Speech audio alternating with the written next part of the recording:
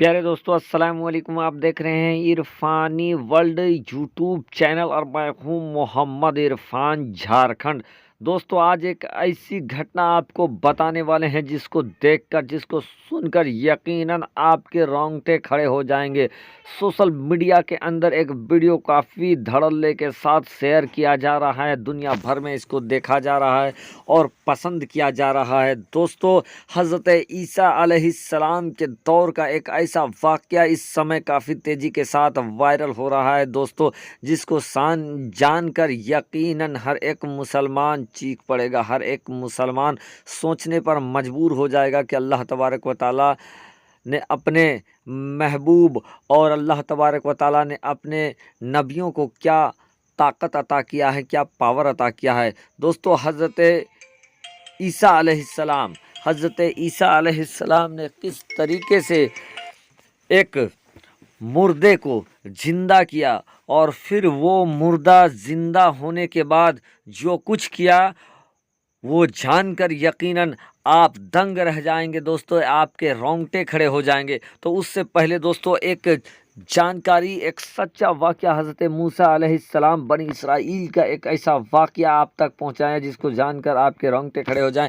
आपसे दोस्तों अदबन रिक्वेस्ट करना चाहेंगे, गुजारिश करना चाहेंगे, अगर आप पहली बार मेरे यूट्यूब चैनल इरफानी वर्ल्ड में इस वीडियो को अगर देख रहे हैं तो जल्दी से मेरे चैनल को कर दीजिए सब्सक्राइब, साथ ही साथ बेल के बटन को ऑन करें, ऑल नोटिफिकेशन के ऑप्शन को दबा लें ताकि आने वाला हर वीडियो सबसे पहले आप तक पहुंच सके। और अगर दोस्तों इस वीडियो को मेरे फेसबुक पेज इरफानी वर्ल्ड में अगर आप देख रहे हैं तो मेरे चैनल को, मेरे पेज को कर दीजिए लाइक, फॉलो और आगे शेयर कर दीजिए। दोस्तों चलिए वीडियो का आगाज़ किया जाए। प्यारे दोस्तों हज़रत ईसा अलैहिस्सलाम के ज़माने में एक इंसान कब्रिस्तान में बैठकर काफ़ी दिनों से रो रहा था और इस कदर वो आहोजारी के साथ रो रहा था कि उस इंसान के आंखें लाल हो गई थी रोते रोते।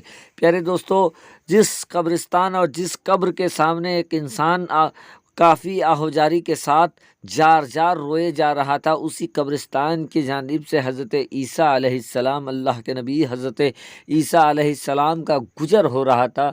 जब हज़रत ईसा अलैहिस्सलाम ने एक इंसान को देखा कि कब्र के सामने वो बैठकर लगातार जार जार रोए जा रहा है, तो हज़रत ईसा अलैहिस्सलाम उस शख्स के सामने आते हैं और उनसे रोने का सबब पूछते हैं।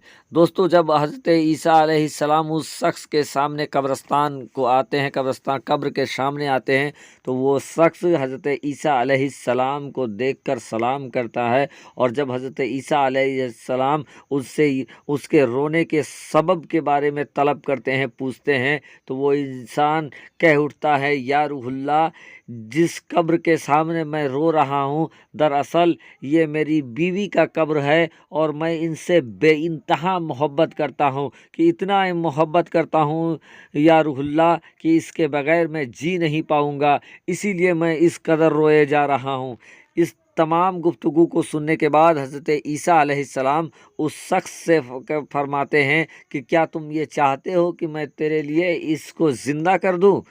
तो वो शख्स कहता है, या रूहुल्लाह, आप मेरी बीवी को ज़िंदा कर दे। बहरकैफ दोस्तों अल्लाह को कुछ और दिखाना मंजूर था, अल्लाह के नबी का एक मौजज़ा ज़ाहिराना रब को मंजूर था। बहरकैफ अल्लाह तबारक व तआला उस कब्र को, उस साहिब कब्र को ये आवाज़ देते हैं कि ऐ साहिब कब्र, अल्लाह के हुक्म से तू ज़िंदा हो जा। दोस्तों हज़रत ईसा अलैहिस्सलाम ने जैसे साहिब कब्र से ये खिताब किया कि एक साहिब कब्र, ए कब्र वाले, तू रब के हुक्म से ज़िंदा हो जा, वो कब्र को फाड़ता हुआ वो इंसान वहाँ से निकलता है। लेकिन दोस्तों जो इंसान उस कब्र को फाड़ता, चीरता फाड़ता हुआ निकलता है, वो एक हबसी ग़ुलाम होता है जिसकी आंखें लाल लाल होती है। और जैसे वो हबसी ग़ुलाम कब्र को फाड़ कर बाहर निकलता है, वो हज़रत ईसा अलैहिस्सलाम को देखता है और हज़रत ईसा अलैहिस्सलाम को सलाम करता है और हज़रत ईसा अलैहिस्सलाम का कलमा पढ़ लेता है। दोस्तों जब ये देखता है वो इंसान, तो वो हज़रत ईसा अलैहिस्सलाम से ये कहते हैं कि या रूहुल्लाह, शायद मैंने गलत कब्र के तरफ इशारा कर दिया, ये मेरी बीवी का कब्र नहीं है। इसके बाद दोस्तों हज़रत ईसा अलैहिस्सलाम उस कब्र, उस हबशी ग़ुलाम को हुक्म देते हैं कि तुम जिस तरीके से ज़िंदा हुए हो उसी तरीके से तुम फिर हो जाओ। यानी कि दोस्तों हज़रत ईसा अलैहिस्सलाम का हुक्म होता है और वो हबशी ग़ुलाम फिर मुर्दा होकर गिर पड़ता है, जिसको फिर कब्र में दफन कर देते हैं। इसके बाद दोस्तों जिस कब्र के जानिब वो इंसान इशारा करता है, हज़रत ईसा अलैहिस्सलाम वहाँ जाकर उसको कहते हैं, ऐ साहिब कब्र, रब के हुक्म से तू ज़िंदा हो जा। और दोस्तों जैसे ही इतना कहना था कि कब्र को चीरता हुआ उसकी बीवी कब्र के अंदर से बाहर निकल आती है, और बाहर निकलने के बाद दोस्तों हज़रत ईसा अलैहिस्सलाम को वो सलाम करती है।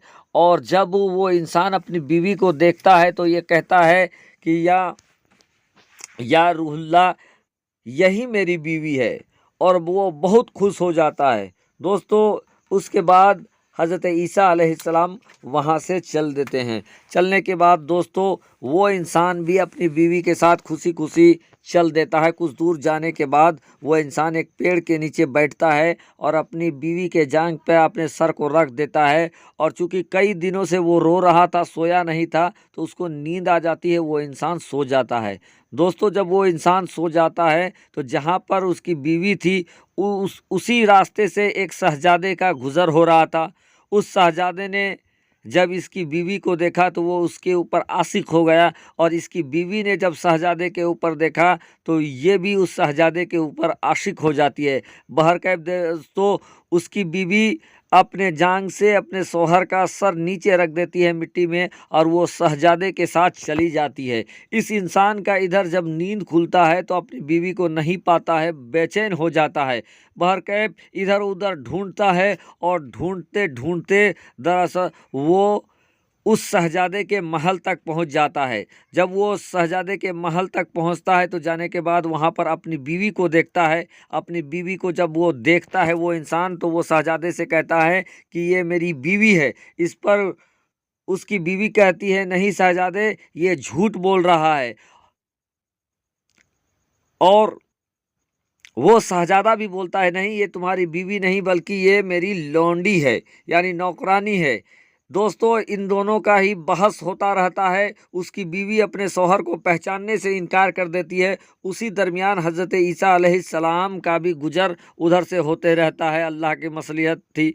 दोस्तों जब हज़रत ईसा अलैहिस्सलाम के ऊपर नज़र पड़ता है उस शख्स का, तो वो कहते हैं कि या रूहुल्लाह, आप इसको बता दीजिए कि आपने मेरे लिए जिस औरत को ज़िंदा किया है, क्या वो ये नहीं है। इस पर हज़रत ईसा अलैहिस्सलाम उस बीवी से पूछते हैं, उस औरत से पूछते हैं कि तुम क्या इसकी बीवी नहीं हो। इस पर वो औरत साफ इनकार कर देती है अल्लाह के नबी के सामने कि या रूहुल्लाह, मैं वो नहीं हूँ। इस पर हज़रत ईसा अलैहिस्सलाम तमाम चीज़ को देखने, सोचने, समझने के बाद उस औरत के सामने वो कहते हैं कि ऐ औरत, जिस तरीके से तुम रब के हुक्म से ज़िंदा हुई थी, तुम पहले वाली हालत में चली जाओ। दोस्तों जब हज़रत ईसा अलैहिस्सलाम इतना फरमाते हैं कि वो औरत जो कि बार बार झूठ बोल रही थी, जो अपने शौहर को छोड़कर चली आई थी, वो उसी वक्त मुर्दा होकर गिर जाती है और उसका खात्मा हो जाता है।